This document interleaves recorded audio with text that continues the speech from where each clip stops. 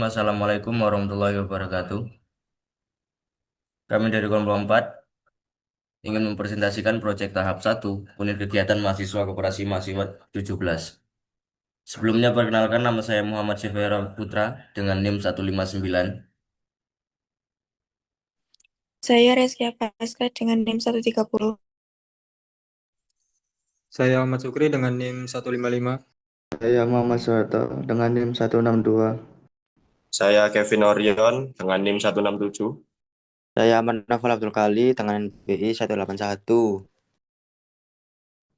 Saya Zada Saktiawan Baktiar dengan NIM 187. Saya Jim Gita dengan NBI 193.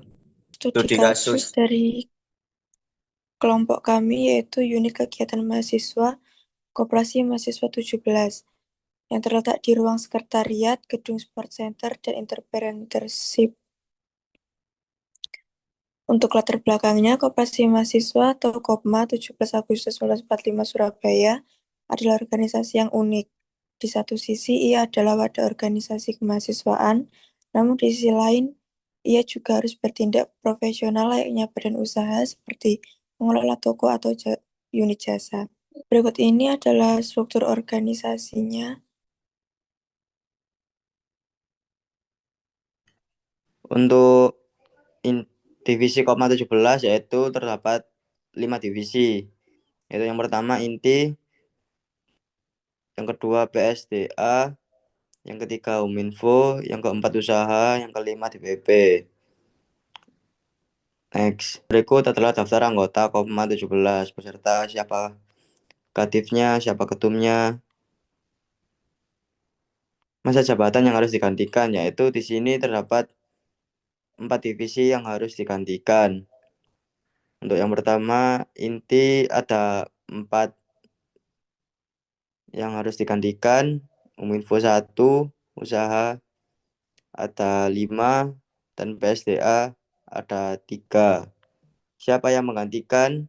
Yang menggantikan yaitu dari angkatan di bawah mereka seperti angkatan 23, 24, serta anggota baru dari Open Recruitment. Gimana cara menggantikan mereka yang pensiun?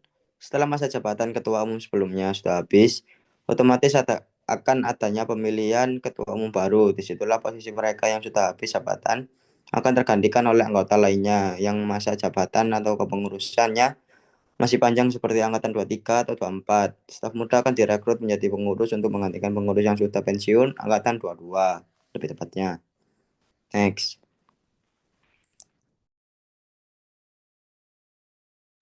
Selanjutnya tujuan proyek.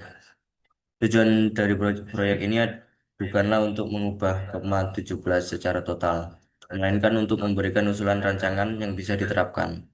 Berdasarkan rencana pembelajaran semester, tujuan spesifik dari proyek ini adalah yang pertama, menyusun analisis perencanaan kebutuhan SDM untuk Kopma 17.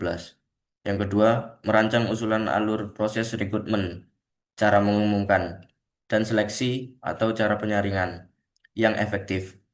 Yang ketiga, mengusulkan model pengembangan SDM yang realistis untuk anggota atau pengurus baru.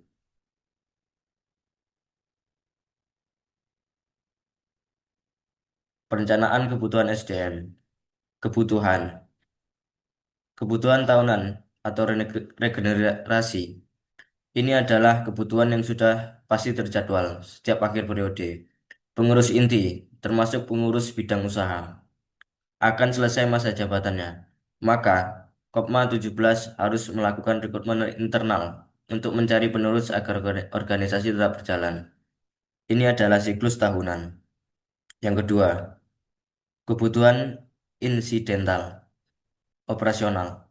Ini adalah kebutuhan yang tidak terjadwal dan biasanya untuk posisi operasional seperti staf toko. Kebutuhan ini muncul jika yang pertama ada staf lama yang resign. Yang kedua, unit usaha semakin ramai hingga butuh tambahan tenaga, misal tambahan satu shift.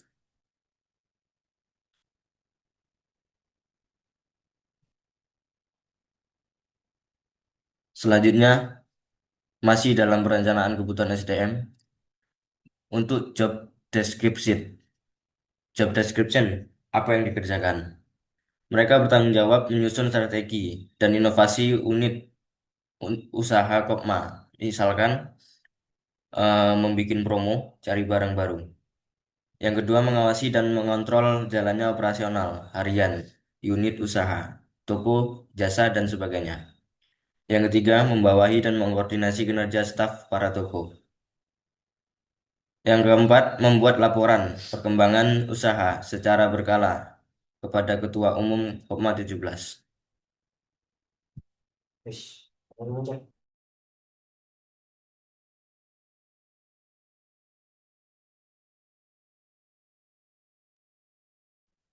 Spesifikasi job.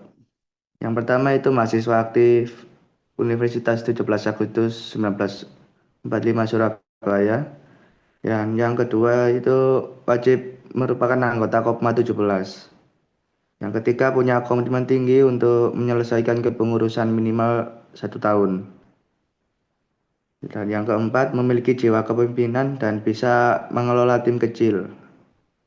Kelima, tertarik dan punya pemahaman dasar tentang bisnis, wirausaha, dan manajemen. Nah, nilai plus kalau punya pengalaman di organisasi kemahasiswaan yang lain. Next. Nah, ini untuk job description buat staff toko atau kasir. Itu yang pertama, melayani anggota dan pelanggan yang datang ke toko dengan ramah. Yang kedua, mengoperasikan mesin kasir dan bertanggung jawab atas uang hasil penjualan selama shift. Yang ketiga, melakukan penataan barang atau display dan pengecekan stok harian. Yang keempat, menjaga kebersihan dan kerapian. Dan yang kelima, membuat laporan serah terima shift. Next. Ini untuk job spesifikasinya. Yang pertama itu dia harus jujur. Ini adalah syarat mutlak karena memegang uang dan barang. Yang kedua itu teliti. Jadi gak boleh ceroboh. Mau itu menghitung uang atau stok barangnya. Yang ketiga mahasiswa aktif agar mudah mengatur jadwal kuliah dan shift. Yang keempat ramah dan memiliki kemampuan komunikasi dasar untuk pelayanannya. Dan yang terakhir dia bersedia bekerja dalam sistem shift, yaitu pagi, siang, atau sore.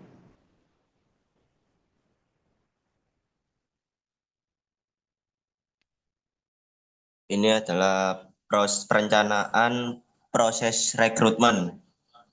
Ada 2 rekrutmen, tertutup dan terbuka. Rekrutmen internal. Ini adalah prioritas pertama, menawarkan lowongan ini hanya kepada orang yang sudah ada di dalam lingkaran Kopma 17, yaitu anggota aktif, cocok untuk posisi pengurus bidang usaha. Posisi ini butuh orang yang sudah paham budaya organisasi dan punya loyalitas. Cara pelaksanaan, pengumuman disebar melalui grup internal Kopma 17, misal WA atau Instagram, dan atau di rapat saat anggota melakukan rapat. Kelebihan, calonnya sudah terbukti loyal dan prosesnya lebih cepat. Untuk rekrutmen eksternal atau terbuka, apa itu? Ini adalah cara menjaring orang dari luar lingkaran internal kita. Cocok untuk posisi staf, toko, kasir. Kita butuh lebih banyak pilihan untuk menemukan orang yang paling jujur dan teliti. Ini juga dipakai untuk posisi pengurus. Jika rekrutmen internal tidak menemukan calon yang pas, cara pelaksanaan. Memasang poster digital di media sosial, Instagram, Kopma 17 atau story WA. 2. Memasang poster fisik di mading kampus atau di depan toko Kopma. 3. Menyebarkan ke grup angkatan mahasiswa.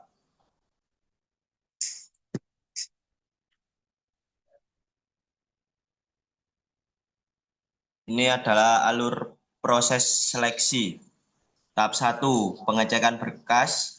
Tahap 2, wawancara awal atau kecocokan dan motivasi. Tahap 3, wawancara akhir. Tahap 4, pengumuman dan penempatan.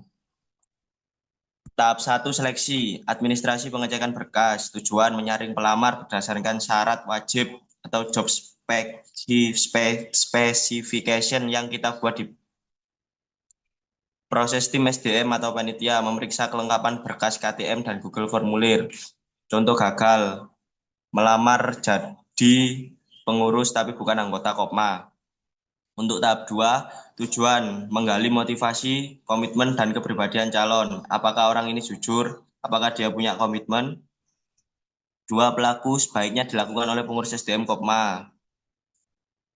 Contoh pertanyaannya, kenapa kamu tertarik gabung Kopma? Ceritakan situasi di mana kamu harus jujur padahal itu sulit. Bagaimana kamu akan membagi waktu antara kuliah dan kerja di Kopma?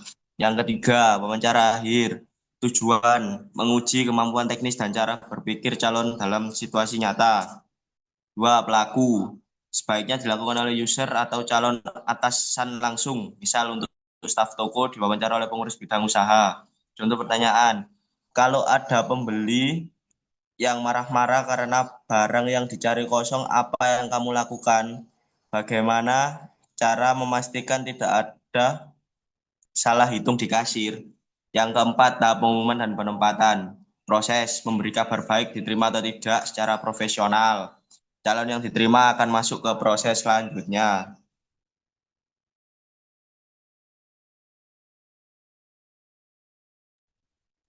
Tahapan proses manajemen. 1. Planning atau perencanaan. Penerapan di Kopma 17. Menentukan tujuan koperasi, seperti meningkatkan kesejahteraan anggota dan mengembangkan jiwa wirausaha mahasiswa. 2. Menyusun rencana kerja tahunan RKT dan rencana anggaran pendapatan dan belanja koperasi RAPBK. 3. Merancang program seperti melatih kewirausahaan, pengembangan unit usaha, dan kegiatan sosial kampus. 3. Tujuan agar seluruh kegiatan koperasi berjalan terarah, efisien, dan sesuai dengan visi serta kebutuhan anggota.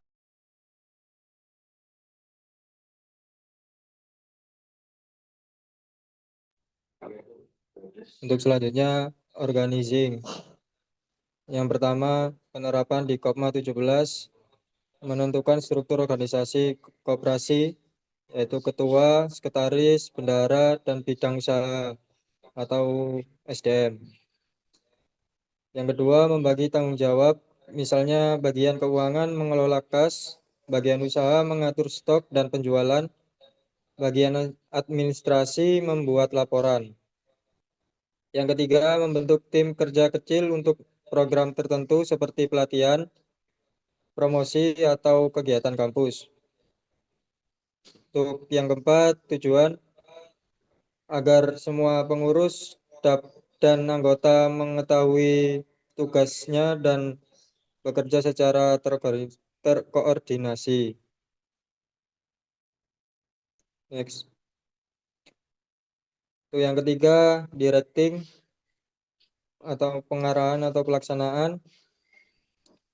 Yang pertama, penerapan di Kopma 17, ketua memberi arahan dan motivasi kepada pengurus agar bekerja disiplin dan produktif. Yang kedua, mengadakan rapat rutin untuk membahas perkembangan kegiatan dan menyelesaikan kendala di lapangan. Yang ketiga, membangun komunikasi yang baik antar anggota agar semangat kerja dan pelayanan koperasi meningkat.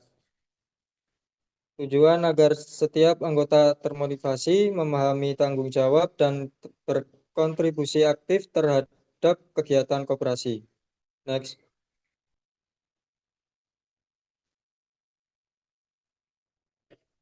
Yang keempat, controlling, pengawasan atau pengendalian. Penerapan di Kopma 17 melakukan pengecekan rutin terhadap laporan keuangan, penjualan, dan stok barang. Yang kedua, menilai kinerja pengurus serta efektivitas program kerja yang telah dijalankan.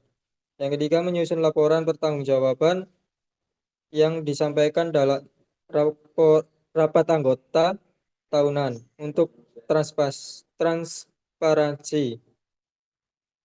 Tujuan untuk mengontrol hasil kerja, memperbaiki kesalahan, dan memastikan koperasi tetap berjalan sesuai tujuan.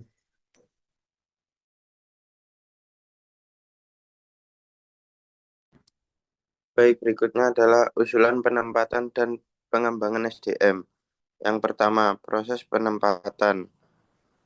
Usul 1, sesi orientasi singkat 1 hari. Perkenalan, ajak mereka keliling, kenalkan dengan pengurus lain, jelaskan siapa harus dihubungi jika ada masalah. Kultural, jelaskan cara main di Kopma 17. Apa yang boleh dan tidak boleh dilakukan, siapa atasan langsungnya. Teknis, berikan standar operasional prosedur SOP dasar. Contoh SOP buka dan tutup toko, SOP pelaporan keuangan harian, atau alur pengajuan ide usaha baru. 2. Usulan 2. Program pendampingan Budi System. Yang pertama, jangan biarkan mereka sendirian di minggu pertama. Yang kedua, tunjuk satu pengurus senior atau staf lama untuk menjadi mentor atau budi mereka selama 1 sampai 2 minggu. Tugasnya adalah menjawab pertanyaan-pertanyaan bodoh yang mungkin segan ditanyakan oleh orang baru. Next.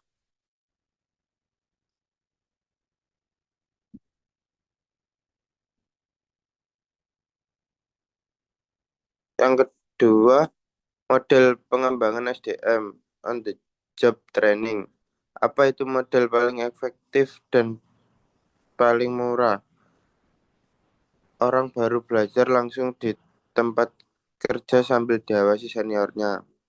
Penerapan, staf toko baru tidak langsung dilepas di kasir. Dia melihat seniornya bekerja di hari pertama, lalu mencoba menginput barang di hari kedua. Baru berani megang uang di hari ketiga, semua sambil didampingi. Yang kedua, job rotation, rotasi pekerjaan. Apa itu? Memindahkan dari suatu tugas ke tugas lain secara berkala. Penerapan, staf toko yang sudah mahir sekali ditugaskan membantu pengurus bidang usaha untuk melakukan stok opnam gudang dan menghubungi supplier. Yang ketiga, manfaat. Staf jadi serba bisa, multitasking, dan tidak bosan. Mereka juga lebih paham gambaran besar bisnis Kopma, tidak hanya soal kasir. Next.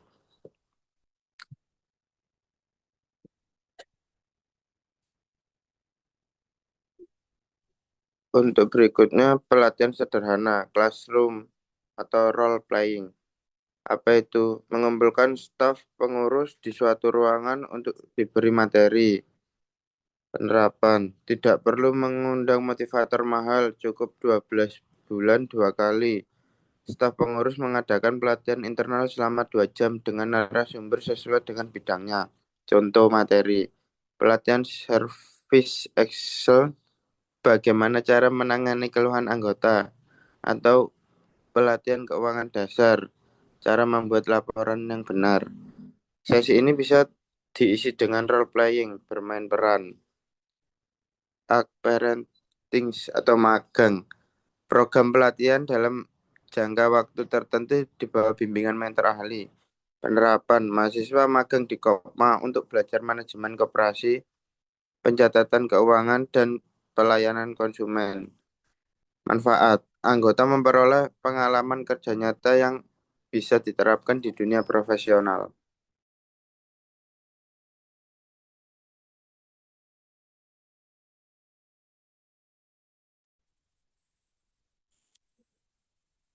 Oke, di sini ada festival training.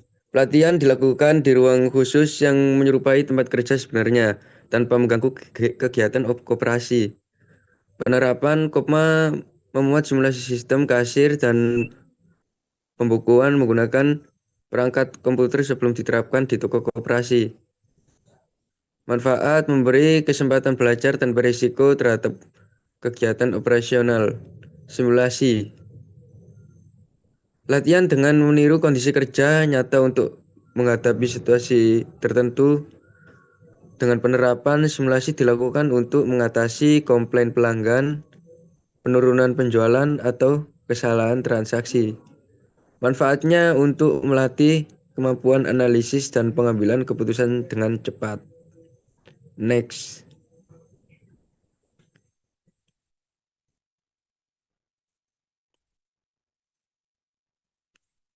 Role playing atau bermain peran.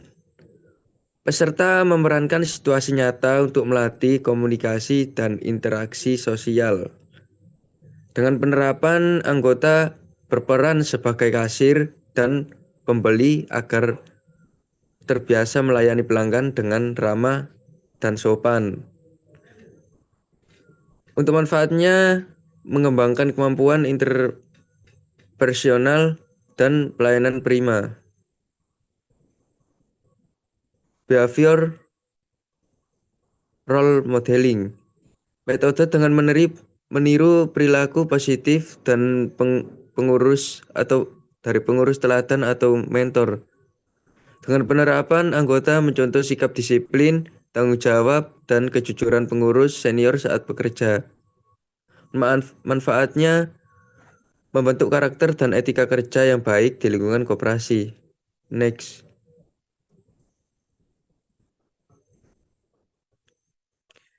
Classroom method atau metode kelas. Pelatihan terbentuk teori melalui seminar, diskusi, atau workshop. Dengan penerapan, Kopma mengadakan pelatihan tentang manajemen keuangan dasar koperasi, dan kewirausahaan di ruang kelas kampus. Manfaatnya yaitu meningkatkan pengetahuan konseptual dan pemahaman teori bisnis koperasi. In-basket training. Staf muda diberi tugas administratif seperti yang akan dihadapi dalam pekerjaan nyata dan diminta menyelesaikannya dalam waktu tertentu. Dengan penerapan, anggota diberi simulasi untuk menyusun laporan penjualan, menulis surat resmi koperasi, dan membuat rencana kegiatan. Manfaatnya yaitu melatih kemampuan prioritas kerja, tanggung jawab, dan manajemen waktu.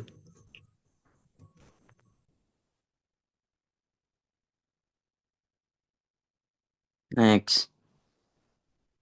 Untuk selanjutnya yaitu case study atau studi kasus.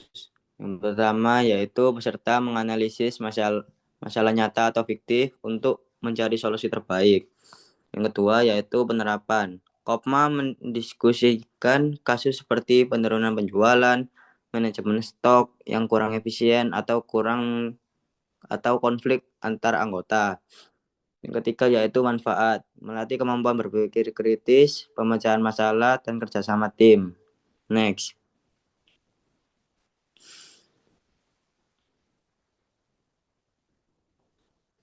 Untuk referensi ilmiah yang kita ambil yaitu 1 tugas akhir dan 3 dari jurnal nasional.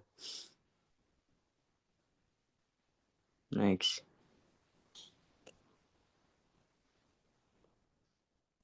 Nah, dan untuk kalian yang mau ikut serta dalam organisasi Kopma ini, bisa langsung daftar di market Kopma yang berada di bawah Graha Widya.